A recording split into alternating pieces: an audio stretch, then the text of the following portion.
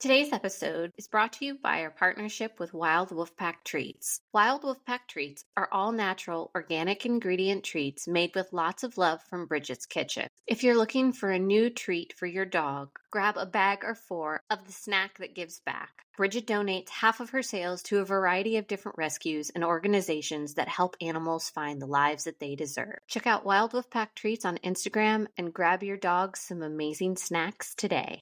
Welcome to Straight Up Dog Talk, the podcast where pet parents, pet guardians, and pet professionals come together to dive into real issues in dog parenting. From controversial training methods to sensitive health topics, we're getting raw and real about what it means to care for our canine companions.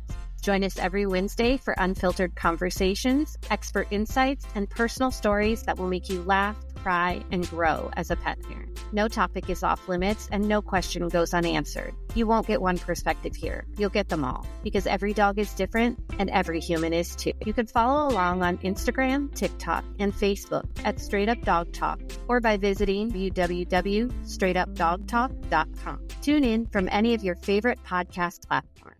Welcome to Straight Up Dog Talk. I'm Em, and we're back again this week with Bridget from Wild Wolfe Pack Treats and Hey Good Dogs. How are you doing tonight, Bridget? Hey, I'm doing great. How are you? Thanks for having me. Absolutely. You are a fan fave. Your episode has so many listens, and everybody, I think, who has ever gotten your treats for their dogs knows, first of all, how passionate you are about rescuing dogs and just dogs in general, but also how important quality and nutrition is to you as well. The last time we kind of really talked about your treat business and how it got started, but everybody's journey changes and different things happen and you're a different advocating space now. So I just wanted to give you an opportunity to come on here and tell everybody what you're doing now and update us on all of the things. Sounds great. Well, like you said, things change, life happens. My advocacy journey with rescue and animal welfare in general has really changed over the last couple of years. I talked a little bit about the business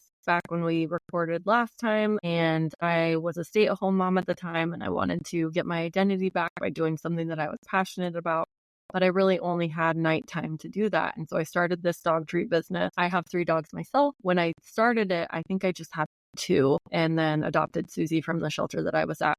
But I really wanted to start making dog treats because I have a dog who has pretty severe allergies to food and environmental. And so it started really quiet and small, and I really didn't know what I was doing. And it has evolved into making sure that I use the best quality ingredients. I recently bought a roller so that all my treats are actually rolling the same height, which is really cool. Before I just hand rolled everything and it was inconsistent, but it was a labor of love. And I hope people realize that it was me doing everything by hand and it's not a manufacturing situation. It's me. My business has really evolved over the years. And of course, it's tricky because I still use natural human grade and pet safe ingredients. And I use only citric acid as my preservative. And so unfortunately, I'm at the mercy of the post office and the USPS. And so of course, they can get moldy if they're not stored properly or if they don't arrive to the home in time. And so that's something I'm still dealing with, but I don't want to get away from the quality that I have set out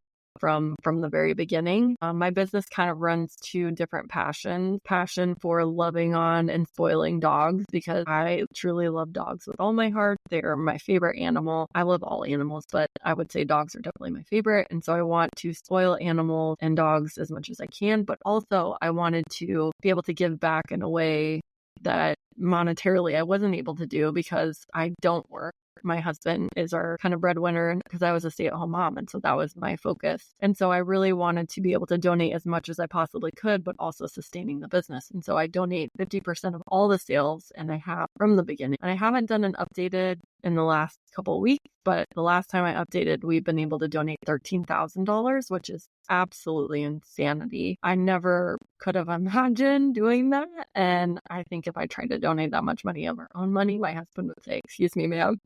So it's been really nice to be able to give people really high quality products for the animals and dogs that they love so, so much, while also, giving back to causes that are really incredible and doing the hard work that I can't do right now. And that kind of tiptoes into our advocation section of Hey Good Dogs, which is a page that I started. It was a different name previously, and it was a way for me to advocate for the dogs that I was volunteering with at the shelter that I was at. I'm no longer there, and that's something that I had to close a chapter on. It was heartbreaking and sad, but these things happen. And so my advocation journey has really shifted and changed because I'm not physically volunteering anywhere. I do have some dogs that I know very well and that are in foster homes or that I've interacted with a shelter that I actually do help out and do social media for and have been there a handful of times. So I use that platform to advocate for those dogs. But I really wanted to have a space, kind of like you do here with Straight Up Dog Talk, to open people's eyes a lot more to what is happening in the animal rescue world. And I firmly believe that there are so many things in this world that are really hard and challenging, and a lot of people treat it as out of sight, out of mind. So if it's not something that you're experiencing on a regular basis, you really don't understand or grasp the gravity of it all. And that can be true for human trafficking or foster kids or the drug problem or homelessness. There are so many hard things that are happening in this world. And I think it's important that everybody find their passion and something that they want to channel their love and their interest into. And previously for me, that was foster kids because I was social work. But now that's too hard for me because I do have 2 kids of my own. And so I need to understand my boundaries and what I'm able to withstand. And animal welfare has kind of become my passion project. So I'm trying to find my place still. I've leaned more heavily on my business in the last probably 6 months or so because I'm not physically volunteering, and so it's a little bit trickier, but I can spend my time making these dog treats and helping the organizations that are physically doing so much good every single day. And so that's kind of where I'm at right now. And I'm sure it will just continue to evolve. I think what you're doing is really cool because one, it gives you the ability to kind of hyper focus on certain dogs, which doing that gives them a better chance of getting adopted or put into a foster home that is a safer situation for them. You're also donating a lot of money, which is incredible. Not everybody has the ability to do that or the time. I think that anything that you can do to help make your business run a little bit smoother is the best thing that you can do for your business. And so if you have to get something that makes all of the dough an even level, I am all for that. I know that we've had other people talk about equipment that they've had to buy. They make their own dog treats or they make their own dog food, and they have a dehydrator for this and they have a dehydrator for that. And they have all of these things, and quality of food and shipping, that's always going to be an issue if your product is actually healthy and safe and human grade. And those are, I think, risks that people have to understand that they're taking for quality. I mean, when your cookies get here, they go, half of them go in the freezer usually because I want them to be around for a while. And I also want to be able to keep them fresh. And I like that I can separate them out and use them later down the road because my dogs love them. And we always have cookie testing going on in this house because I've said that he's a picky eater, and I realize that it's not just that he's a picky eater, it's also that the quality of the food wasn't good, or he was not feeling well because of the certain brand of food that we were feeding him, and now we finally have landed on Sundays for dogs for him, which I mean is a bit more expensive, but he eats every single bit of it, and he's on the Pet Matrix supplements, and I see my dog becoming healthier. I see both my dogs becoming healthier, and to me, it's worth it. And I like that the expiration date on my food is much smaller than the previous brands that we were buying before, because some of them don't have expiration dates for like years. And that to me is just wild. I think that a lot of people are much more interested in nutrition for their dogs now than they used to be even 10 years ago, which is very cool. And I like to see that because that leads to healthy, happier dogs that live longer, better lives. So I think that it's really incredible that you're part of that movement. And I think that it's also really incredible that you're part of the movement that is doing everything they can to save dogs' lives, because the euthanasia toll is high. It is so high. It is too high. And until we get a grip on how we stop the backyard breeding and we stop just churning out of puppies in puppy mills, we just don't have a choice but to just continue doing what we're doing. And I agree with you. It is definitely an out of sight, out of mind thing, especially for people who don't have dogs, don't want dogs, don't know anything about dogs, don't understand that their neighbor with like 3 kiddie pools full of puppies in their backyard is a problem. And that's why we have to talk about it, unfortunately. Yeah. And I think that you're doing such an amazing job of that. I would like you to talk about a recent adventure that you've had with a dog. Will you talk about Banana Slipper? Oh, I just think her story is so great. And if she doesn't have a home by the time this episode comes out, hopefully somebody will want to give her a home because of this episode, because what an insane story. So will you share that with the listeners? yes. I am the type of person, if I see any animal, frankly, I'm going to do anything in my power to reunite them. Honestly, a couple of weeks ago, there was a vulture in one of my neighbor's backyards, but it was a house that had been up for sale. And she was so concerned about this poor vulture. And so being the person I am, I get a bunch of food from my fridge and I put a box out, and this vulture cannot fly. So he's obviously hurt. And long story short, he actually got hit by a car, which is devastating. But that's the type of person I am, right? So I will go out of my way at my husband's disdain sometimes, because he's like, Bridget, you can't save everybody, but I'm going to try.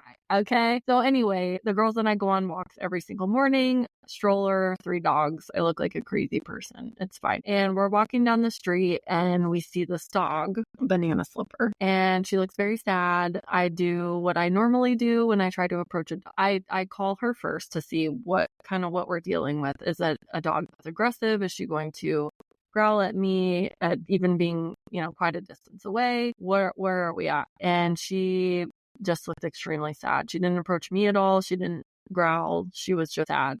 And so I said, all right, well, this is what we're dealing with. I need treats because this dog is not going to let me approach her. She's just going to run, and that's the last thing we want. Well, the girls and I went back home and I did a little bit of digging with my neighbors. What's the deal on this dog? What's going on? Come to find out, we think she was abandoned there, and she had been there for 3 days or so. We don't normally go down that part of my street, and so I hadn't seen her until that morning. And so we tried to get close to her. I got chicken breasts, and she finally came up to my hand. And then we had an idea, which was really stupid, honestly, to kind of like push her towards my house so we could get her in a backyard, get her comfortable, get her decompressing safe in a spot without getting hit by a car or whatever. And she ran, understandably so, with a very limping back left foot, and we lost her. And I felt awful, but I was like, she's probably going to go back to where she was because we're thinking she was abandoned there. That must have been how. Well, she didn't. And every single day I looked from April until May, when I found out that she was actually found 40 minutes away from my home. And there's really no way that she could have run 40 minutes away because we live off of a very busy highway and there's no real way for her to get where she was without being driven. So we think she was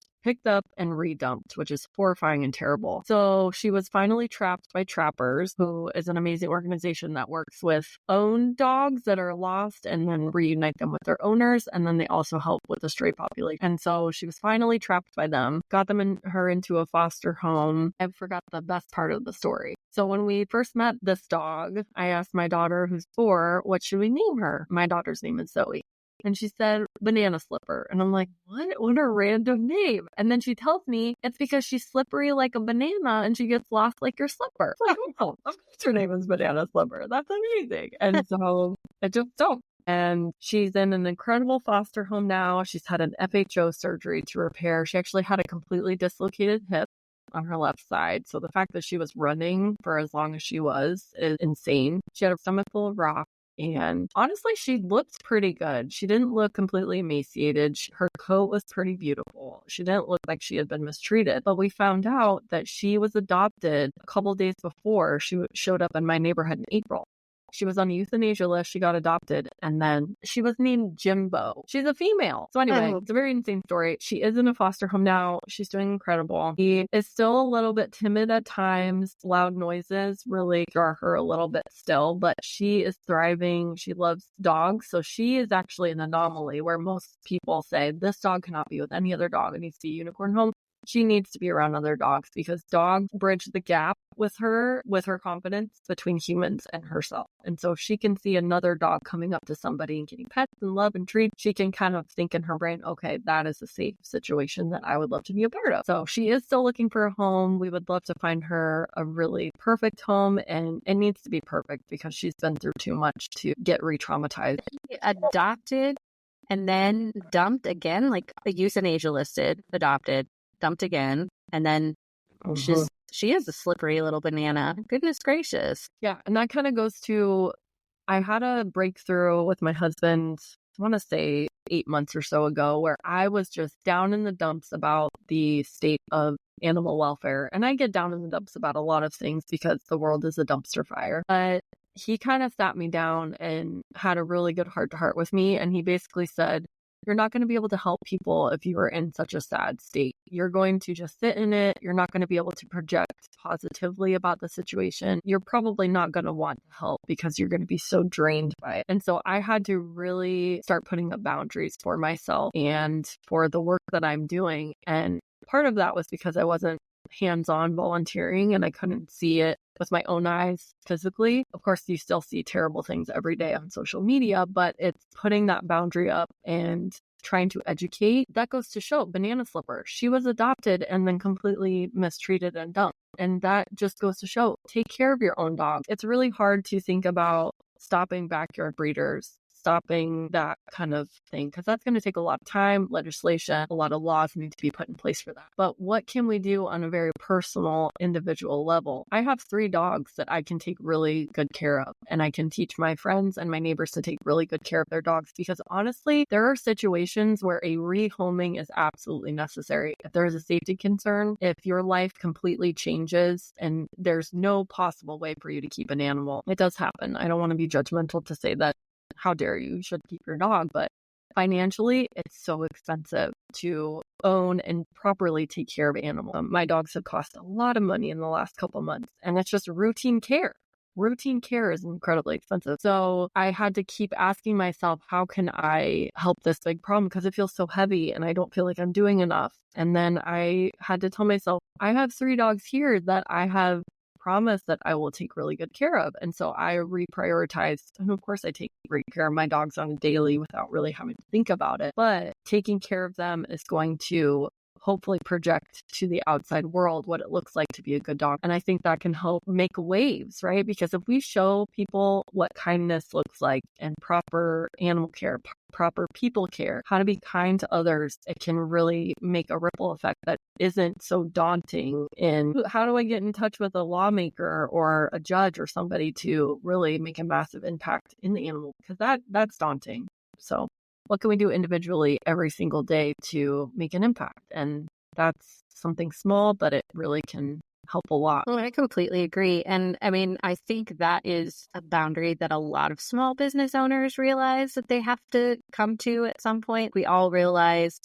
okay, I'm here and this is what I'm advocating for, but it's to only be like within this limitations. And what I do for the podcast is different than what I do for dog training, but I like for them to overlap if they can. We've just kind of gotten to the point where I have realized that it's better to speak to the people who understand what I'm saying than trying to get people to understand what I'm saying, because I can talk and talk and talk and talk and talk and talk and talk. All I need to talk about training, reactivity, enrichment, muzzle training, all things, right?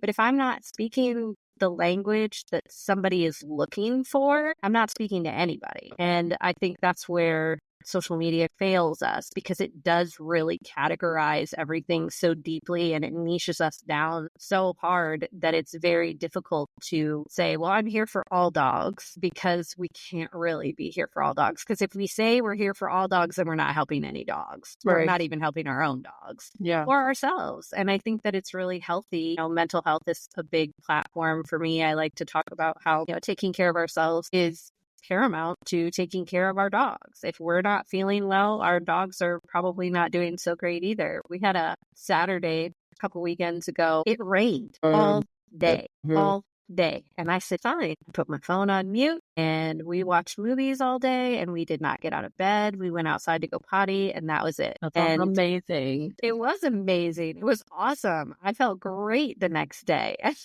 It rained the next day, and Fitz was like, no. Again? No, we're not doing this again. We have days where we have to sometimes play in the rain. And when it gets too muddy, he walks like, I don't know how to explain how he walks. But he picks up his feet like weird. He waddles because he doesn't like the mud between his toes. It's so funny. I'm like, okay. And he gets outside and he's like, well, okay, never mind. This sucks. And then he comes inside and he just acts like a Tasmanian devil. This is why I educate on these topics, because he's not perfect. We don't have perfect days. That one day when we can get Fitz to take it is a huge day for everybody in this house, because Toby loves it and I love it. And Fitz is like, all right, we can chill for a day. But if the next day is that way too, we're all going to pay for it. Totally. You have to do even more to counteract the lazy children. Yeah. Yeah. And it's so funny because this summer, I am so disheartened with the weather and everything. It's just like not looking forward to winter. It's getting dark at like 5:30 at night. And in the summer, from the time I get home from work, or if I'm working from home, we're taking breaks and we're outside until 9 o'clock at night when it's dark. Now it's like 5:30 and it's dark, and Fitz is like, excuse me, I still have the ball in my mouth. Excuse me, it's I still still got time 4 to hours play. to go here, woman. Yeah, what the heck? We're not done yet. And when you have a dog that averages between 6 and 9 miles a day, Wow, in play, that's not even taking a walk. If we take a walk, or if we go for a car ride, or if we go on an adventure or whatever, that's just extra steps, right? But on average, 7 miles a day for one dog is a lot. that's amazing. It's a lot. It is amazing, but sometimes it makes me tired. I wish you could harness that energy and put it I in your know. bottle. All right, Fitz's energy, let's go. I know. Sometimes I swear to God, I'm out in the backyard having dance parties, doing jumping jacks. I'm sure all of my neighbors are like, she's doing that again. And the best thing is that we live right next to a church. I have never been inside of the church, but I can see that it's like a conference room or a gathering room or something. And there's 2 big, huge windows. I know they have AA meetings over there, and they have worship night, and they have some kind of kids group, and they have dance routines. The kids are doing dance routines. So I don't know if they have like church plays or what going on over there, but something. So there's always people in that window. So I know for sure that everybody in that church is probably like, there's that lady with her dogs again.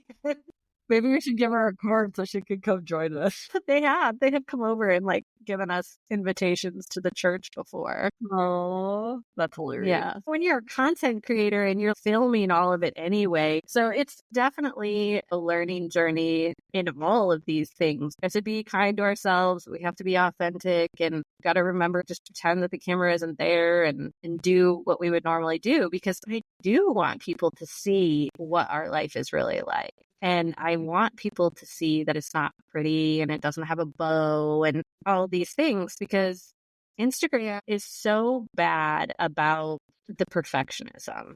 Here's the before, here's the after. Nobody shows the middle. I'm trying so hard to show the middle. And that is kind of where you're at too, because you are showing the middle of, we rescued this dog and now it needs a home. These are all of the things that we're doing. We're providing surgeries, we're providing spays and neuters, we're providing healthcare, vaccines, we're giving them treats when they get adopted. We're making sure that we put all of this time and energy into finding them the perfect homes. And I think that a lot of people don't realize how much happens behind the scenes and this kind of stuff. Working at rescues is a lot. it is a huge emotional toll because one, you want to take all of the dogs home and you can't. And two, you have all of these dogs and all of these different situations that have come from all of these terrible situations, and they're just trying to make it. And unfortunately, that kind of just feels like you said, the way the world is a dumpster fire. Everybody's just trying to make it right now. And it sucks that we have basically had to institutionalize dogs in order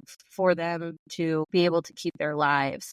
And then not even really be able to keep their lives because we've maxed out capacity and we're constantly maxing out capacity. Between Texas and California, the rescue world, the numbers are so heartbreaking. And I'm surprised. Iowa is usually in the top 5% for puppy mills because farm state, barns, people do all of that wonderful stuff here. And we have an Amish community that they help with that whole situation, backyard breeders, puppy mill situations. And I have friends who have found litters of puppies dumped in their fields or the neighbors. And there's 3 or 4 puppies and sometimes a mom and sometimes not a mom. And it's just so sad that people don't give any validation to the fact that these are living, breathing creatures that need care and that we're just pumping them out for dollars and not understanding that this is a commitment. If we could get people to understand that maybe not every dog is right for their home and instant gratification should definitely not be a thing when it comes to puppies. But if we could get that same thought into people's head about you don't just have a child to fulfill a need in your brain, you shouldn't just get a puppy to fulfill that need in your brain either. Because unless you're prepared for that responsibility, you're setting yourself up for failure and all kinds of, behavioral issues and financial issues. There should be some kind of class or something that you have to take before you can adopt a dog or breed a dog or anything. But I don't know. It's like multi-layered. For the people that do have dogs, do they know the gravity of having a dog, taking care of a dog properly and fulfilling that animal in all of its needs, emotionally, physically, and enriching them? Understanding that there are people on financial strain and there is going to come a time where taking care of humans needs to come alongside animal welfare, right? There needs to be putting humans at a higher level and taking really good care of them so that they can take better care of their animals. There's a cultural discrepancy where in some cultures, dogs are not pets. They are outside, they are protection. It's not something that they think about. And so it's challenging because obviously there are those of us who are in different cultures and different upbringings that do value animals and dogs at a very high level. And so to us, it's super frustrating and horrifying when we see someone just chaining a dog up. But to them, they might not understand that that is a cultural difference. That's not how most people might take care of an animal. So that's the challenging part, is trying to figure out how to come to a mutual understanding by helping people and not being judgmental about it. And because I guarantee you there are some people out in this world that are backyard breeders, quote unquote, who are struggling and maybe don't know how to get a proper job, or they just have been doing this for so long they don't really understand that there is a better way, and maybe they do need to spend some time volunteering in a shelter to really grasp how massive this issue is and their ability to make it worse, right? Because one female I read the other day can have 10 litters or more, and that's hundreds of dogs from one mom. And imagine if that mom has a bunch of girls, right? It's just perpetuating it again and again and again. And so I'm always in a mindset of trying to give people the benefit of the doubt. And maybe that's something that we need to shift, is meeting people where they are and having these conversations and educating and helping them. Because why are they feeling that they need to breed these dogs? What is going on in their lives that is making them feel like this is my only option? How can we help you so that isn't your only option? Because if you help the people, hopefully you can not just stop that dog and rescue that dog from being bred again, but stop the person from breeding altogether. They might have 10 dogs that they're breeding. What a massive thing. It's like teaching a man to fish instead of just giving him a fish. So it's really hard, and it feels like you're in a tiny little pond and you're trying to make these massive waves. And sometimes it's who you know, not what you know. And that can benefit and make a bigger impact. But I hope that doing something little with the barriers that I have right now in my life can hopefully down the road make some bigger waves. Because eventually my goal is to start my own rescue. I have gone through so many experiences with different organizations and rescues, and I've seen some pretty horrific rescues that have been run. I don't know if you follow Becca on Instagram. She works with Yaki. She kind of busted open the Chandler 55 case in Arizona. And so there's people that are doing terrible things in the name of rescue. And I would love to be somebody that does things the right way and helps as many animals as I possibly can without stepping over to like the hoarding situation. Because it happens. There are people that want to help so desperately that they kind of jump over the line and become a hoarding situation. And then it's more than they can handle. And it's really sad and scary because their heart was in the right place, but they got too big for their bridge. That's my long-term goal. Yeah, I think that's an awesome long-term goal. And I think that starting your own small business and doing the advocacy work before starting the rescue, kind of getting to know all of the facets of how everything runs is probably the best way to do that in a very successful manner, because you do experience all of the things that you don't want to see in your rescue. So that gives you, a good learning curve. And I agree with you. I think that going to the root of the issue is probably how we could fix a lot of these problems. I think that setting some kind of minimum standard would be really helpful. The ASPCA still has free clinics. They still have free spay and neuter clinics. They have vaccine clinics. There's been several arguments in the community about homeless people having dogs and how they shouldn't have dogs. And I don't necessarily agree with that, because that's what the ASPCA is there for. That's what those free shot clinics and spay and neuter clinics are for. And if we could just get it to a point where we were back on the spay and neuter campaign, because I feel like that was really, really big early in the thousands. And I don't know where it went. I feel like I know we've talked about this before, the Sarah McLachlan commercials from when we were kids, and how emotional those things make us, and how that would get people to donate and all that stuff. And if we could start focusing on those kindness campaigns again and educational campaigns again, that we would be in a better place, because it's almost kind of like people forgot. I want to make they forgot about Dre reference here right now because people forgot. We have to do these things. That's like the vet tech in me. It's talking about vaccinations and spay and neuters and all the things, because so many people, so you see that in the clinic, just come in for a rabies and spay and neuter. They don't want anything else. And then their dog gets sick, and then they're mad because it was a totally preventable thing that they didn't pay for the vaccine. And now they either want to put the animal down, or they want to rehome the animal, or they're just going to drop it off at the shelter and it's sick. And there's so many things. And I agree with you. Hoarding cases are something that you can't unsee. And it's unfortunate that people do get into that level, because that is a mental illness at that point. It's something that I'm not really sure that you can rehabilitate people from hoarder. I know that they do it on those TV shows all the time. They help the hoarders change their lifestyle or whatever, but I don't know. It's a different situation when it's animals. The tricky mental space there is they think they're helping.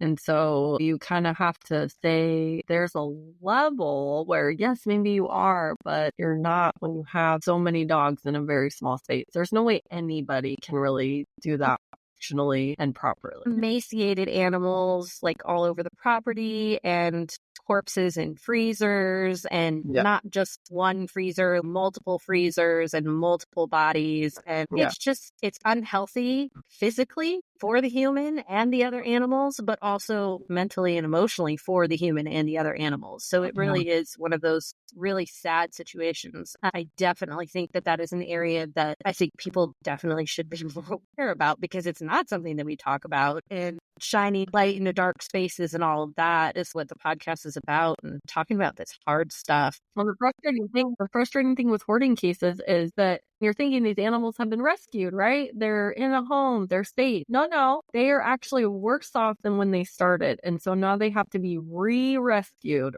rehabilitated even more than they were before they were placed in this home. Becca uses an amazing quote. It's trying to empty it with a spoon. And that's what it feels like. That is what it feels like. And so that's why I do have to come back into myself and realize that I have saved 3. I have saved 3 in my own home, and my parents have adopted 2 of my fosters. I speak it often to the people that I love and my circle, how important it is to adopt. And I post incessantly on my next door pages and my neighborhood pages. So people know me as a dog person. Everybody in my neighborhood, if there's a lost dog, if there's anything going on with an animal in my neighborhood, everybody calls me because they know. I do want to hope that will continue to make ripples and that more people will become aware of that.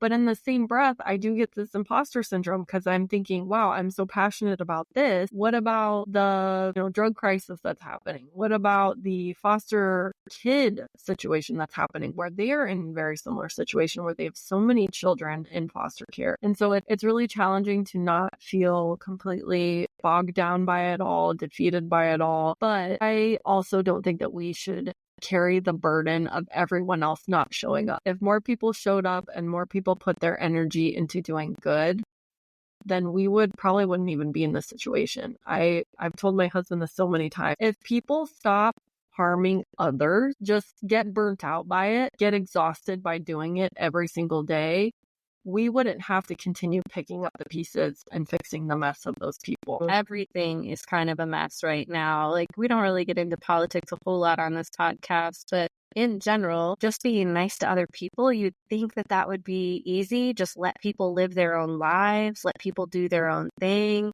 let people make decisions about their own bodies, they marry, how they live, where they live, how many dogs they have, if they have kids or not. There's so many controversial topics right now. And then you add in the bad topics like euthanasia lists and drug rehabilitation and recidivism and anything else that's happening in the world right now. And it's just so sad. And I completely agree with you. I think that sometimes we have to kind of just pick our tunnel vision area, because if we don't, the scope is just too big. And I think everybody would be depressed all of the time. But I also think that part of the problem is that some people's focus is just focused so much on themselves and what they want that they have these blinders on and they don't see the rest of the world. And that is where all the conflict happens, because they're so headstrong and so hell-bent on whatever it is that they want. Screw everybody else. Screw the system. Screw the rules. Screw you for making that decision because it affected me for whatever reason, even though it probably didn't. I think that if people could just be nice to each other again, it would be a whole different situation happening. They're leading with selfishness, but they're also not doing it in a kind way. There's one thing to be selfish and focused on what you're doing and your little part of the world, and being unkind to those around you to do that. So it is really hard to feel like you're trying to do the best and be the best version of yourself and trying to grow every day. And I appreciate that you don't like to get political, but it is very difficult and frustrating when you see people around you believe in something and someone who is not innately kind. They're not speaking kindly to other people. They're not speaking kindly about other people. And so when you're surrounded by people that think that is okay, it makes it really hard to be our kind of people, empath and compassionate and trying to be the best versions of ourselves, because they're not trying to be the best versions of ourselves. I kind of feel honestly like I'm getting the crap end of the stick at this point, because with animal welfare, I'm trying every single day to not only take care of my own dogs, but try to help other people take good care of their dogs, to help make it so other dogs get adopted. It's very frustrating and sad because we are the people that are going to continue to get burnt out. We are the people that are going to have to say, I can't do this anymore. I had to get to that point. I have 2 young daughters. I have a 6 and a 4-year-old, and they need me to be my best self. And if I'm stressed and sad about dogs dying every day and people not being good to others, they're going to suffer. And so you have to draw a line. So I hope that, I don't know what I hope. I hope over time that the side of people that think that being unkind and not treating others with respect and decency will realize that that's really not the best way to go about moving through this world, and the ramifications that hopefully will come so that they can learn that lesson in the kindest way possible, of course. That's all we can hope for. And I completely agree. And I think that unfortunately, we are just in a time and place where we don't even worry about the future of our kids. So getting people to worry about the future of a dog or a cat is even harder. And that is mildly terrifying and absolutely heartbreaking. I'm here every single week dropping these episodes trying to help people who are struggling keep their dogs in their homes or don't understand why their dog is acting a certain way or doing a certain thing, or understand the nutrition or how to adopt a pet or how to identify the wrong type of situation to obtain a dog, or all of the other millions of things that we talk about on this show. And I just think that leading with love, leading with kindness, and continuing to do whatever we have to do for as long as we can do it is really important, but also taking breaks. Sometimes you just have to put things on autopilot and just shut it down for a minute. Like I said, it's a rainy day. It's a Saturday in bed, and sometimes we just need that. And I think that there's so much pressure on people all of the time to be productive, get this done, do this, do that, all the things you have to have done all of the time. And getting overwhelmed is super easy in that constant chaos.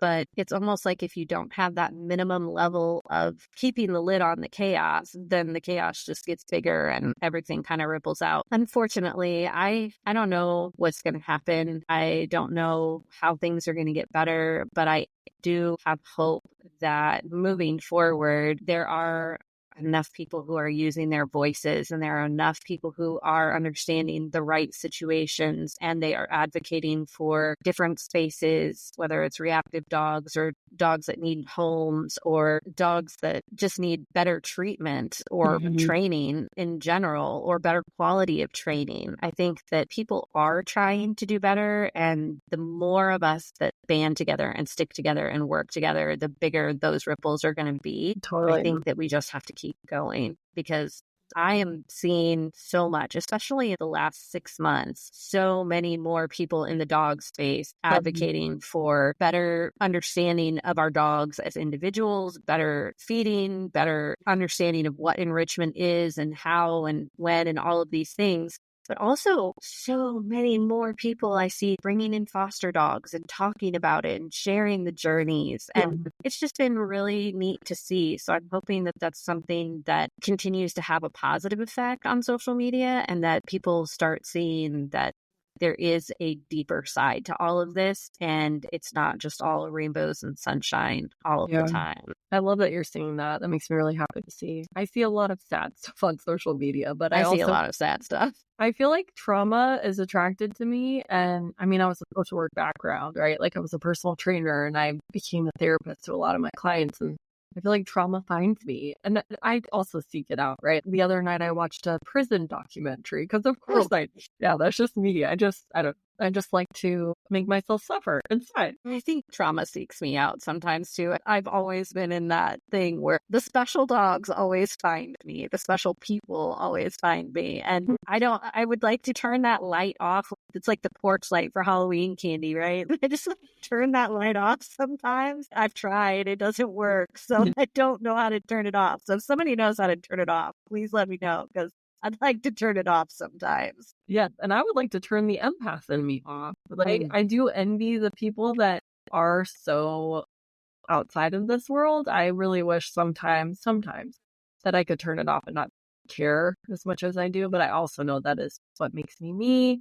And if I don't do it, who's going to do it? So taking those breaks is so important. I'm actually taking all of November off of treats because I just needed a reset. I need to focus in on my kids a little bit more as they have transitions and things going on in their lives, and just understanding when it is important to take breaks. I've had a few dogs that I've been advocating for get adopted. Donnie is one of them. Really excited about that. And there's been a couple others that have transitioned. And so it's finding time to recharge and reset, and then getting that strength to get back into battle, because that's what I feel it is. We are fighting the good fight, and we like you said, we do have to keep going because there's no alternative. Yeah. I mean, if everybody gave up, then we would definitely be in a worse place than we already are. That's why I always love to give huge shout outs to people that are doing the work, that are committed to these causes, because it's hard and it's awful. And we do see really sad stuff in our feeds, and we watch terrible documentaries or read about shelter situations, hear stories from our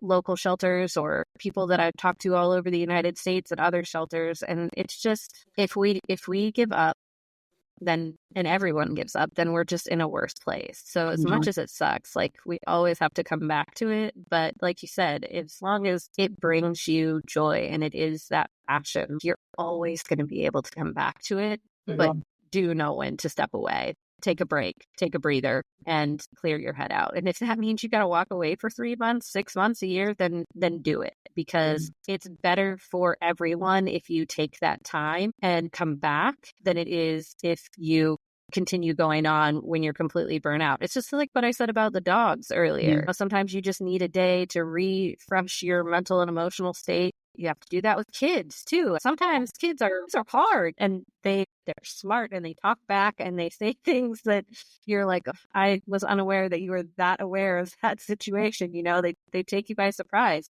And honestly, some days I'm glad that my dogs don't talk back to me, because I don't think I could handle that right now. So I have to give you a lot of credit for 3 dogs and 2 kids. That's a house full, and that is a lot of work. And despite what some people say about staying at home and that not being a real job, to those people, I say do it for 24 hours and then tell me how you feel about it. It is absolutely brutal. I had no idea. Both of my parents owned their own businesses when I was growing up. And so we had nannies and we went to daycares and stuff. And so I didn't really grasp how big it was to stay home with your kids. And I really wanted to do it because I didn't have that. And so when I did it for the first 5 years, it was great. It was so challenging. You were everything. I was the maid. I was the cook. I was the therapist. I was all the things. And so it's really challenging because you don't get a break. I mean, you think, obviously my husband is amazing and he helps me so much when he's home with me, and we tag team and all the things. That's why we only have 2. It's 24/7. And it isn't that way now because both of my kids are in school. Zoe's in part-time and Esme's in full-time, but it's also still a mental burden for me, right? We're having things happen after school and it's a shift in behavior. And so you have to troubleshoot what is going on that is causing this behavior to kind of come out. And it's the same in dogs. What is happening with the dog to make them feel a certain way, to be acting out or expressing themselves in this way? And come to find out, my daughter's being bullied. And so she's bullying me, right? I've always told my kids, if you are going through something really challenging or you're having nightmares, you need to tell me so that I can carry it, right? So you don't have to, because I don't think my parents did that. And that's probably why I am such an empath. And so my daughter tells me, amazing 6-year-old child says, I needed to put the meanness somewhere because I was taking it all on. And so I needed to give it to somebody. And so I was giving it to you because you can handle it. So that's what I told her, right? So thankfully, and the story, we're talking to the school and we're talking to all the people involved that can not only give my daughter support, but give the little girl support who is talking to my daughter this way because she's going through something too. It's not just, how dare you bully my kid? No, what's going on with you that makes you feel like you need to talk to somebody? Because hurt people hurt people. And so she's going through something that she needs help and resources and tools too. So, and it's same for dogs, right? We need to give everybody a little bit more grace and help people where they are. And hopefully, like we talk about, if we start continue to interact with people in that way, I really do hope that we will get to a point where that is kind of the majority. And that is how people are moving through the world. And people who do terrible things and don't treat people well will be called out because no, we don't do that here. It's not how we work in this place. And so that's my hope. I think that that's a really great message to leave listeners with tonight too, is that try to look at the bigger picture. Don't focus on this is hurting me, or this is my dog is hurting, or my dog is behaving this way, or my child is behaving this way. Acknowledge it. Figure out what the root problem is, and then again, go back to that root problem, go back to that original source and try to remedy it. Change the feelings, change the reactions, change the behavior. And now we've created this positive circle of emotions and treatment and interactions that now has a better outcome for everyone. I really, really hope that your daughter stops getting bullied. That's just awful. So I have always really struggled not being the stay-at-home mom and letting my little birds fly out of the nest, because I am such a very strong believer in advocacy in all the ways, right? Consent, sticking up for yourself, all the things, but I can't do it for her anymore. I need her to do it. And so We've been talking a lot. We've been doing a lot of role playing, and she stood up for herself today to the dog and said, I don't appreciate that you're talking to me this way. I would really like to be your friend. And guess what? They were reading a book together by the end of the day. That's amazing. Yes. And so I'm hoping that not only is it going to change the treatment that my daughter is dealing with, but it's going to help the girl learn that you don't have to be mean to people to get attention. Whatever it is that she's going through, she can hopefully see that there's a better way, and you can bond with people and you can have really good relationships with people. And now it's almost a challenge to my daughter where she's like, let's go. I want to be your friend even more now. And we always say, use your powers for good. I love that. And that's so applicable to life in general. Use your powers for good. Raise better children, raise better dogs, be better people, treat others with kindness, and do what you can do to make a better space around you so that other people want to be part of that. And I think that is the message 24/7 always. I do too. Is there anything else you want to leave the listeners with tonight? I don't think so. I think it's all connected, and it's just kindness. Just choose kindness. That's all we can do, and that's all we should do. All right. Well, plug your business. Tell everybody where they can find you and how to get in contact with you. And if they're interested in adopting a dog in the Austin area, how they can get in touch with you. Amazing. So you can find me for my treats at Wild Wolfe Pack Treats. WILDWOLFE Treats. And then if you want to talk about maybe finding an animal, even if you're not in Austin, I would love to try working with you to matchmake. You can find me at hey.good.dogs, and I would love to help. And my website is the same, wildwolfpacktreats.com. Thank you so much, Emily. You're the best. I absolutely love having a conversation with you, and I can't wait to have you come back. And we hope that you guys enjoyed this episode of Straight Up Dog Talk, and we will see you guys next week. Straight Up Dog Talk was created by Emily Breslin. It is edited and produced under the supervision of Straight Up Dog Talk, LLC, and Emily Breslin. If you're enjoying this podcast, follow or subscribe, and be sure you don't miss an episode. And leave us a review on your favorite podcast platform. Looking for more honest and relatable dog content? Check out our sister show, Unpacked, with Jerry Sheriff and Madison Simpson. Thanks for listening to Straight Up Dog Talk. See you next week.